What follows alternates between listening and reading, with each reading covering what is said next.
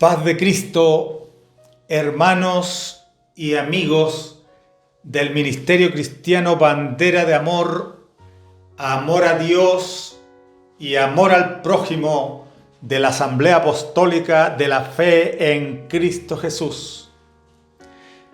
Estamos un día más de sermón estudio predicando sobre el mandamiento más grande del mundo, un comentario doctrinal sobre la divinidad.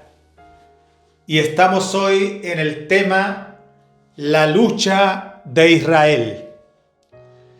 El gran problema surgió posterior a los apóstoles y a los padres de la iglesia, cuando el diablo vio salir de la escena a los grandes baluartes de la fe apostólica, testigos oculares del ministerio de Cristo, receptores de la revelación de primera mano el día de Pentecostés, los primeros y los segundos fieles discípulos de estos pioneros. Entonces el enemigo mezcló la gracia y el paganismo idólatra, desembocando en el catolicismo, desde donde derivaron los problemas trinitarios y los protestantes trinitarios y los evangélicos tradicionales, apareciendo por primera vez en la escena eclesial una nueva estrategia diabólica, idolatría en base a poner en duda la unidad numérica de Dios, creando ídolos a partir del cuestionamiento del Dios verdadero. En esos primeros tiempos surgió el arrianismo, una especie de dualismo temprano que no tuvo mayor trascendencia, pero que apunta en la misma dirección equivocada de adicionar al Dios verdadero un Dios secundario, un auxiliar. Una adecuada exégesis da respuestas correctas a las objeciones que han levantado en contra de la doctrina de la unicidad. Las Escrituras explican los plurales de Dios, quién es el anciano de días y el hijo de los dioses del horno de fuego. Tiene una clara explicación del bautismo de Jesús y el grito de Cristo en la cruz. También se explica la diestra, el brazo, la mano o el dedo de Dios. Todo está explicado en la Escritura. No es deshonra, además, para nosotros que los religiosos nos digan solo Jesús despectivamente, aunque reconocemos los 3 títulos más importantes de Dios, pero en lo que son títulos. Por lo mismo, no hay Biblia para respaldar una doxología trinitaria, porque si en la divinidad hay 3, no son personas, porque si son personas, tendría que ser una triada y no trinidad. Cuando la Biblia dice 7 espíritus de Dios, no porque lo diga literalmente, tiene que interpretarse literalmente, y que tenga que haber 7 espíritus o 7 dioses, como tampoco se puede comparar con Cristo a los hombres, que la Biblia los llamó dioses por delegación de autoridad, ni menos al diablo, que solo es el Dios de este siglo. Las doctrinas que atentaban más contra la unicidad era la gnóstica doceta. Atacaban directamente la doctrina de la divinidad, negando que Jesucristo se hubiese manifestado en carne, contradiciendo el mensaje apostólico. Pablo en Colosas y Juan en Efeso mantuvieron una cerrada lucha contra esas filosofías doctrinales que no pregonaban diversidad de personas en Dios, ni tampoco abandonar al Dios verdadero, sino que su problema era similar al de Israel. Rechazaban a Jesús como la manifestación humana de Dios. Sin embargo, esto inspiró a los apóstoles a declarar las más gloriosas citas a favor de la divinidad de Jesús, como Colosenses 2:9. En él habita corporalmente la plenitud de la divinidad Y primera de Juan 5:20, y estamos en el verdadero, en Jesucristo, este es el verdadero Dios y la vida eterna.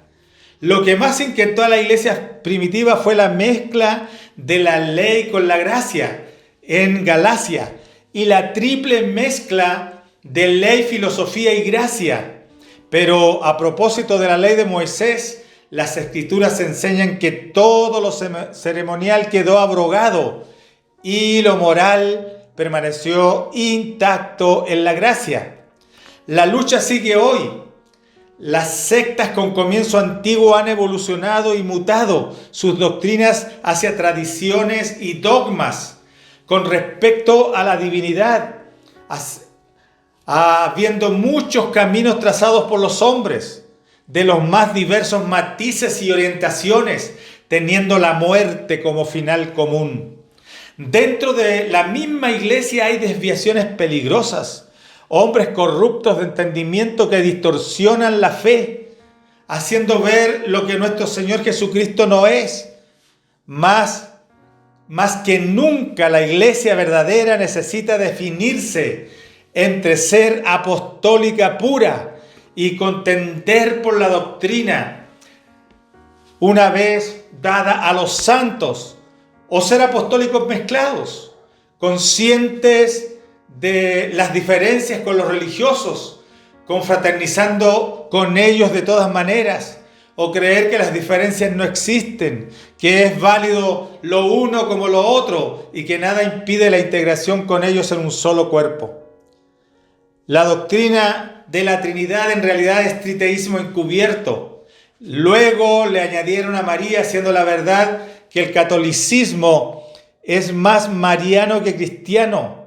Pero lo cierto es que María recibió una visitación única de un ángel que le anunció que tendría un hijo engendrado por Dios.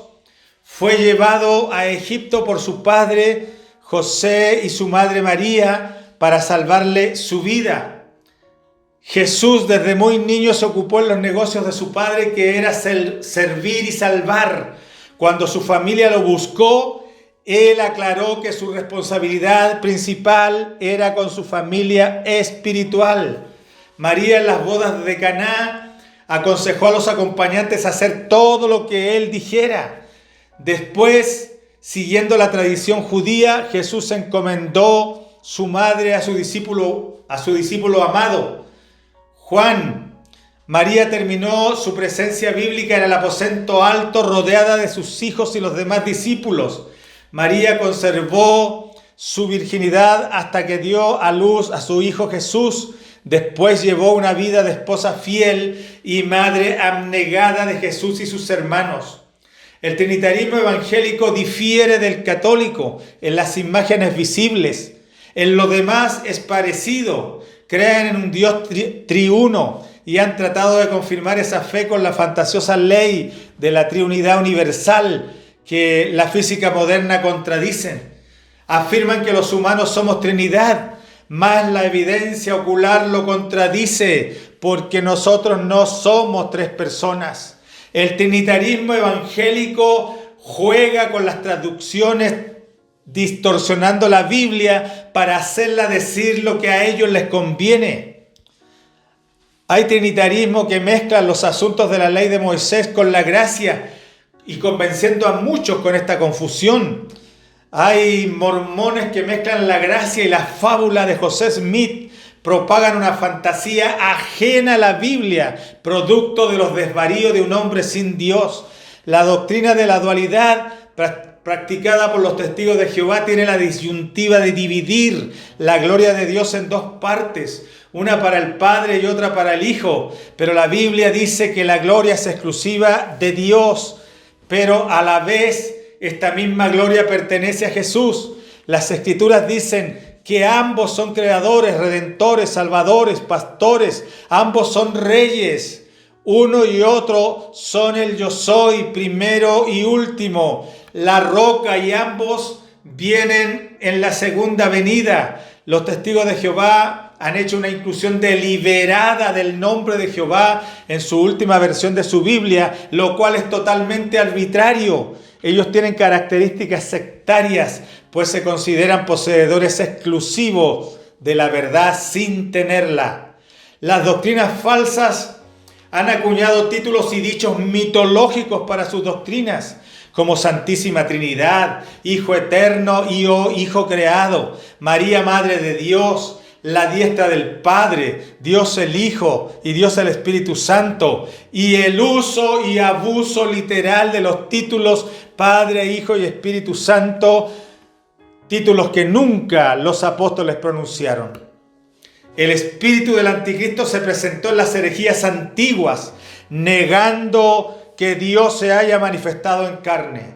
Igual ahora se niega que Dios sea el manifestado en carne y afirman que es el Hijo el que se manifestó en carne. El apóstol Juan, con su teología, es categórico para afirmar que Jesucristo es el verdadero Dios y la vida eterna.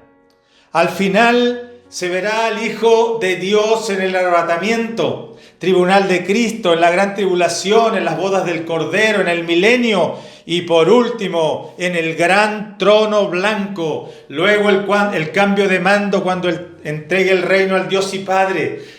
Esto se entiende respetando el contexto cercano, remoto y general de la Biblia. Entregar el reino es un cambio de rol para que la divinidad en la divinidad tome la preeminencia y todo vuelva a su lugar. Y el Hijo sea el templo en el cielo y la luz que ilumine la eternidad glorificada, siendo la eterna manifestación visible de Dios.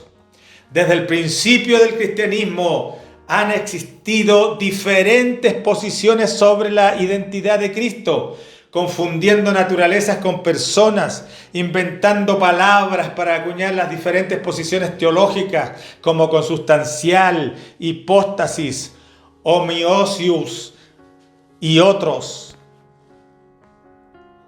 El mandamiento más grande del mundo es reconocer y entender por revelación que Dios es uno y habiendo comprendido esto, amarle con toda el alma y el corazón y compartir esta verdad con todos y practicando el amor al prójimo, porque todos hemos sido hechos a la imagen de Dios. Cuando Israel empezó, Josué 24:15 dice: y si mal os parece servir a Jehová, escogeos hoy a quién sirváis. Israel tuvo su origen en Abraham, un ciudadano original de Ur de los Caldeos, que es Babilonia, la cuna de la idolatría, según Génesis 12:1. Dios separó a Abraham, no solo geográficamente de Caldea, sino que el patriarca tuvo una genuina conversión al Dios verdadero, abrazando esta fe hasta la muerte. Los descendientes de Abraham, después de una larga peregrinación, fueron a morar a Egipto, donde se expusieron por 430 años a la idolatría, según Gálatas 3:17. Situación que los alcanzó en el desierto, cuando Aarón hizo un becerro de oro a la semejanza de los adorados por los egipcios, para que Israel lo adorara ante la ausencia de Moisés. Durante la peregrinación en el desierto no hubo mayores inconvenientes. Fuera del percance del becerro de oro, llegando a Canaán se posesionaron de una tierra saturada de idolatría. En desobediencia, Israel dejó sobrevivientes paganos entre ellos, que tuvieron gran injerencia en su reiterada infidelidad contra el Dios verdadero. La batalla la ganó la idolatría. Israel fue tentado por el éxito de los países vecinos, atribuido al poder de sus dioses. Los sedujo la práctica general de los paganos de adorar a dioses visibles, con altares donde ofrendarles frutos de la tierra, sacrificios animales y hasta humanos, y ellos hicieron lo mismo. Olvidando a su Señor, se inclinaron a los ídolos hechos por la mano del hombre. Israel sucumbió a la práctica idolátrica. Llenaron su tierra de altares paganos con diversos ídolos, tantos que simulaban un museo de la idolatría mundial. Había en Israel toda clase de ídolos diferentes, de diferentes lugares de la tierra. Esto fastidió a un Dios cansado de intentar el arrepentimiento y conversión de su pueblo. Al no querer escuchar a su Dios, vino sobre ellos la destrucción parcial, con la cautividad de Israel en manos de Asiria y la derrota de Judá en manos de los babilónicos en los años del 587 al 539 a.C. Cuando Cristo inició su ministerio, inmediatamente lo rechazaron los religiosos de ese tiempo. Lo acosaron, acusándolo hasta el extremo, siendo invadidos de un espíritu homicida que les hizo sentir la necesidad de matar a Jesús. Israel no conoció su día, según Lucas 19:42. No supo leer las profecías para darse cuenta de su privilegio. Desconocieron al Mesías y lo rechazaron hasta la muerte, desbordando así la copa de la paciencia divina. No solo se prostituyeron tras dioses ajenos, olvidándose de su libertador, llegaron al colmo de matar al autor de la vida, según Hechos 3:15, al Señor de gloria, según 1 Corintios 2:8. Crucificaron a su Dios en Cristo. No quedaba más que dar paso a la consecuencia de tal pecado, que fue su desaparición nacional el año 70 después de Cristo.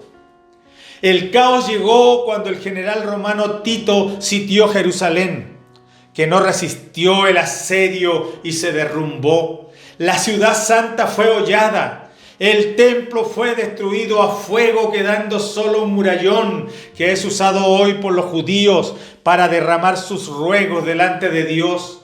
El pueblo fue humillado y esparcido por el mundo. Es que crucificaron al Mesías y pidieron que soltaran a Barrabás, un asesino, en lugar del Señor. Luego dijeron: su sangre sea sobre nosotros y sobre nuestros hijos. Mateo 27:25, dando paso a la peor consecuencia imaginable, la desaparición nacional de Israel y el terrible holocausto que sucedió en tiempos de Hitler en Alemania en contra de los judíos. Para poder servir correctamente a Dios, hay que comprenderlo como es Él, definiendo su naturaleza, su unicidad, su celo, su aversión por la idolatría. Se debe entender la naturaleza de los ídolos o dioses falsos para comprender por qué se deben evitar plenamente, desde el liderazgo hasta el miembro más reciente, y no caer en la tolerancia de la infidelidad sesgada, sin rechazarla decididamente para no ser destruidos posteriormente. Hay que definir a Dios, hay que definir su naturaleza básica. La Biblia lo dice claramente en Juan 4:24. Dios es espíritu. Lucas 24:39. Y un espíritu no tiene carne ni huesos. La palabra persona no aplica a Dios. Ese es un error básico de la doctrina de la Trinidad, que dicen tres personas, cuando esa palabra nunca aplica a Dios bíblicamente, porque Dios es un ser espíritu. La Biblia es el principal medio para conocer a Dios. Jesucristo dijo que las Escrituras dan testimonio de Él cuando solo existía el Antiguo Testamento. A través de la Biblia se define completa y detalladamente el carácter de Dios, su bendita esencia, sus nombres y su glorioso nombre redentor revelado, su compostura y naturaleza. Todo le fue inspirado a los santos escritores que Dios levantó para escribir la Biblia, que percibieron por revelación del Espíritu a plenitud del mensaje divino. Dios es un ser espíritu, invisible e indivisible, incorpóreo. No tiene carne ni huesos, no tiene un cerebro encerrado en una cavidad ósea, ni sentidos limitados a capacidades tan ínfimas como las humanas. La clave para entender a Dios es no percibirlo como una persona humana, porque no lo es. Cuando se toma ese rumbo de percepción de la divinidad, se comienza con esas presuposiciones de a la derecha, a la izquierda y otras afirmaciones sin fundamento bíblico. Dios no es humano, no está sujeto a la materia, ni al tiempo, ni al espacio, ni a las limitantes geográficas, porque el cuerpo físico limita a un entorno pequeño, degradando las capacidades. Quizás se podía llamar a Dios persona divina, pero por nuestra cuenta, porque la Biblia no lo dice. La palabra griega para persona es prosopón, que asociada con eidos significa aspecto o apariencia exterior visible de un ser humano, y eso no es Dios. Obviamente esto no aplica a Dios. Por eso la clasificación que mejor lo identifica es un ser espiritual. El Padre, el Hijo y el Espíritu Santo son manifestaciones por medio de las cuales el único Dios se hace entender y conocer. En el Hijo, Dios se hizo técnicamente persona porque adquirió cuerpo y apariencia externa, siendo Jesús la imagen de la sustancia divina. En Cristo, Dios adquirió apariencia externa según Hebreos 1:3. Hay que aprender qué es antropomorfismo. En Números 23:19 dice: Dios no es hombre para que mienta, ni hijo de hombre para que se arrepienta. Dios no es hombre. A Dios se le debe comprender hasta donde la revelación divina nos permita, debido a la limitación de la mente humana. Dios posee atributos exclusivos. Es eterno, por lo cual no habita el tiempo. Es omnipotente porque no trabaja sujeto a posibilidades. Todo lo sabe, por eso no le afecta la incertidumbre. Está en todo lugar, por eso nada le es ajeno. Él tiene otra percepción de las cosas por su naturaleza completamente divina. Ve la vida y la muerte de su creación en forma diferente. Posee un sentido distinto de justicia y perdón por causa de nosotros. Se adapta para comunicarse y dejarse ver. Cuando la Biblia se refiere a Dios como si fuera una persona humana, se llama antropomorfismo, que toma forma humana, que es la forma de entender a Dios en términos humanos. Pero eso no hace a Dios humano, sino que es para que la limitada mente del hombre lo pueda entender. En sentido antropomórfico, la Biblia le atribuye a Dios forma física como brazos y manos en el Salmo 8:3 al 6, como cuerpo y rostro en Éxodo 33:23, como plumas y alas el Salmo 91:4, que obviamente Dios puede hacer aparecer, pero que en su esencia básica no posee, porque un espíritu no tiene carne ni huesos, según Lucas 24:39. También el antropomorfismo aplica cuando se da a los animales o a los árboles atribuciones humanas. Esto se da mayormente en las fábulas filosóficas. Sin embargo, también encontramos en la Biblia estas figuras literarias, como cuando la serpiente le habló a Eva en Génesis 3:1-4, y el asna le habló a Balaán en Números 22:28 al 30, y los árboles eligieron rey en Jueces 9 del 8 al 15. Se entiende que Dios es inmanente respecto a su creación humana, está fuera y por sobre de ella. Además, Dios asume muchas formas. En Efesios 3:10 dice: para que la multiforme sabiduría de Dios sea ahora dada a conocer a nosotros. La multiforme, las muchas formas de la sabiduría de Dios. Dios, como espíritu invisible, es completamente versátil.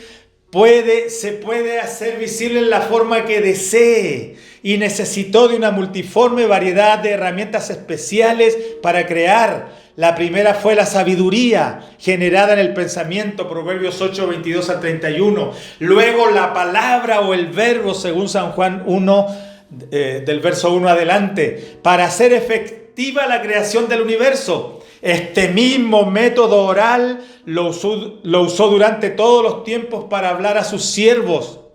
Cuando las circunstancias lo ameritaron, se materializó para comunicarse con su pueblo. Lo hizo en el ángel de Jehová, en la zarza que ardía mas no se consumía, en sueños y visiones sobrenaturales con humo, en el torbellino que se le apareció a Job, Job 46, en la columna de fuego y nube, Éxodo 13:21, hasta que se presentó en la teofanía más gloriosa y permanente jamás expresada, el Hijo, la manifestación humana de Dios, según Mateo, Marcos, Lucas y Juan. Entonces, el Señor presentó el Shema Adonai Elohenu Adonai Echad. Oye Israel, el Señor nuestro Dios, el Señor uno es, según Deuteronomio 6, 4 y 5 y Mateo 12, 29. En conclusión, el gran mandamiento de Dios para Israel era aceptarlo como su Dios uno y único y entender que la religión de Israel era exenta completamente de toda imagen, incluyendo imágenes del mismo Dios verdadero, que por ser espíritu no tiene representación visible, fuera de las teofanías temporales, y como postrera revelación apareció su imagen visible en nuestro Señor Jesucristo, esto mucho después de la formación de Israel. Que Dios les bendiga mucho. Tenemos un Dios único y verdadero, el único que salva, el único que redime, el que hizo los cielos y la tierra, el que formó un pueblo Israel y que levantó la iglesia y que todavía tiene las puertas de la salvación abiertas para todo aquel que crea. Su nombre es Jesucristo. Sirvámosle con todas nuestras fuerzas y el que no le ha aceptado, acepte a Jesucristo como su único Dios y Salvador. Que Dios les bendiga. Bandera de amor, amor a Dios y amor al prójimo. Solo soy alguien que necesita un toque del Maestro para ser liberado, porque delante de ti solo soy alguien que necesita una mirada de mi Salvador.